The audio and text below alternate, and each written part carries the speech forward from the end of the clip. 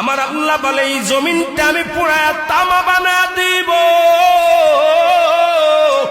এই জমিনের মধ্যে যত পানি আছে পানিগুলো আমি আল্লাহ পুরায়া ছাই বানায়া দিব। যেদিন কিচ্ছু বলতে কিচ্ছু থাকবে না, সেদিন থাকবে শুধু আমার আল্লাহ। আজকে কার জন্য সুদ খাও, কার জন্য ঘুষ খাও, কার জন্য ব্যভিচার করো, কার জন্য অন্যায় করো রে মন, কার জন্য তোমরা এত বাহাদুরি করো। আরে আজকে একটা কথা বলতে গেলে কষ্ট হয়।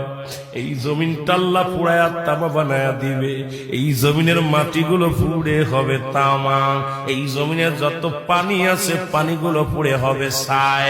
এই দুনিয়ার মধ্যে কিচ্ছু যেদিন থাকবে না, ওই তুরস্কের কত বাহাদুর, কত টাকাওয়ালা মিনিটের মধ্যে 30 সেকেন্ডের ভূমিকম্পে পথের ফকির হয়ে গেছে, রাস্তার ভিখারি হয়ে গেছে।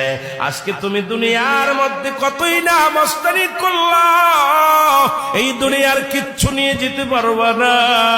এই মুসলমান, 1 নাম্বার মানুষের মৃত্যু হলে 1 নাম্বার বিপদ হলো মানুষের মরণ।